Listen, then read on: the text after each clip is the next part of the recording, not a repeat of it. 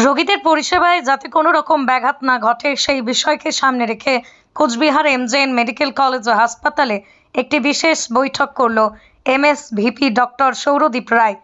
এদিনের এই বৈঠকে উপস্থিত ছিলেন রবি কল্যাণ সমিতির চেয়ারম্যান পার্থপ্রতিম রায়, কোচবিহার এমজেএন মেডিকেল কলেজ ও হাসপাতালের প্রিন্সিপাল নির্মল কুমার মণ্ডল সহ এমএসভিপি।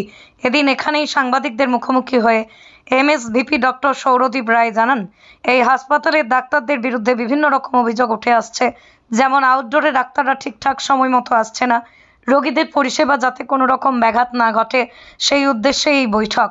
এই বিষয়ে সাংবাদিকদের মুখোমুখি হয়ে কোচবিহার এমজেএন মেডিকেল কলেজ হাসপাতালের প্রিন্সিপাল নির্মল কুমার মণ্ডল জানান, বহুদিন থেকেই আমরা শুনতে পাচ্ছি আউটডোরে ডাক্তারবাবুরা ঠিকঠাক সময় মতো আসছে না, কাজেই এর পরিবর্তিত আমাদের যা যা করণীয় করার আমরা করব।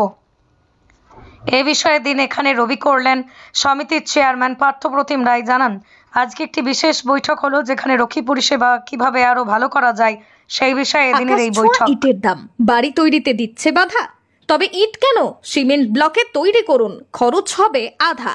শাহিনা এন্টারপ্রাইজ, এখানে আধুনিক মেশিনে তৈরি করা হয় সকল প্রকার ব্লক, যা দেখতে খুবই সুন্দর ও অত্যন্ত মজবুত।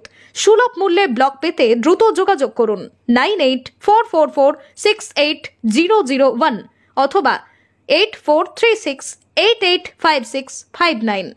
Okhrabari, Shahina enterprise, Gitaldaha road. যে অনেককে পাওয়া যাচ্ছে না, সেক্ষেত্রে কি ব্যবস্থা নেওয়া হবে, কি বিষয়?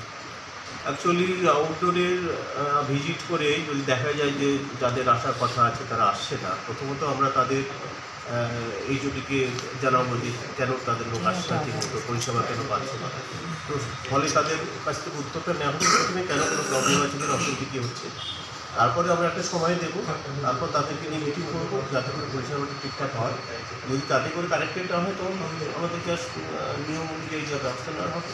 আশা করছি যদি আমরা মনিটরিংটা করি, একটা মনিটরিং করা মানে যে কাজটা হওয়ার কথা সে কাজটা সঠিকভাবে হচ্ছে। এবার মনিটরিং করলে অধিকাংশ ক্ষেত্রে দেখা যায় যে ঠিকমতো কারেক্টেড হয়ে যায়। মনিটরিংটা যদি রেগুলার আমরা রাখতে পারি, এবং আমি এবং আমাদের সভাপতি চেয়ারম্যান সাহেব আছেন, এমডিপি রয়েছেন, নতুন এমডিপি নিয়ে এসছেন, উনি উদ্যোগ নিয়ে কাজটা করছেন, আমরা এই জিনিসটা কিন্তু কন্টিনিউ করব। এটা এই নয় যে এখানে থেমে যাবে, এটা কন্টিনিউ হবে এবং ভবিষ্যতে আশা করছি যে যেগুলো গ্যাপস আছে সেগুলো পূরণ হবে। স্যার, কবে থেকে তাহলে মনিটরিং শুরু হচ্ছে? মনিটরিং করছি তো, এটা অলরেডি আমরা স্টার্ট করিয়ে দিচ্ছি। এটা এই নয় যে আজকের আমরা এখানে বসে আছি বলে মনিটরিং হচ্ছে না, অলরেডি প্রসেস একদম স্টার্ট। আমি এর আগে তো ভিজিট করেছি, তোমার মনে এসেছিলেন, এবং এটা চলবে, এটা কন্টিনিউয়াস প্রসেস।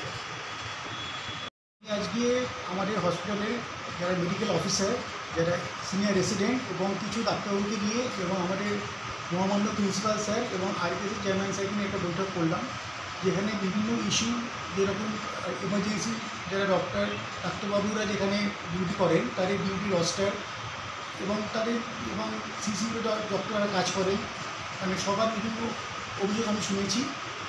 আর এছাড়াও আউটডোরে যেরকম 9টার সময় সই করে আউটডোর শুরু করে দেওয়ার কাজ, মানে কথা আর কি, অনেক ডাক্তারবাবু দেখি সেখানে থাকেন না, তারা 11 সাড়ে 11 পরেই আসেন এবং এতে রোগীর পরিষেবায় ব্যাঘাত ঘটে। তো সেই ব্যাপারটা আমি সবার উপস্থিতিতে আলোচনা করেছি এবং তাই ব্যবস্থা নেওয়ার চেষ্টা করছি, মানে যত তাড়াতাড়ি সম্ভব। বিভিন্ন internal emergency service, outdoor service, এই বিষয়গুলো নিয়ে সকলের সঙ্গে স্টেক হোল্ডারদের নিয়ে একটা বৈঠক নিয়েছেন এমএসভিপি প্রিন্সিপাল এবং আমি সেখানে উপস্থিত ছিলাম।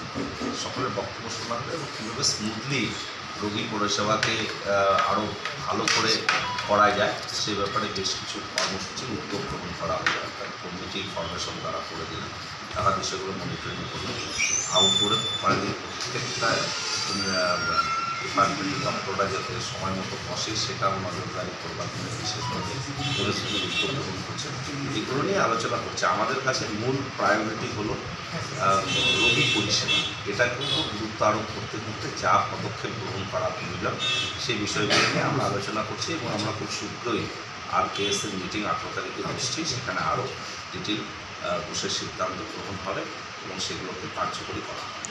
এখনকার আউটডোরে অনেক সময় সব ডাক্তার থাকছেন না সময় মতন, দু একটা জায়গায় এগুলো বিচ্ছিন্নভাবে কিছু সমস্যা অ্যারাইজ করেছে, সেগুলো নজরে এসেছে বলে সেই গ্যাপগুলো পূরণ করার জন্য তারপরেও যদি না হয় তাহলে কী ব্যবস্থা নেওয়া হবে?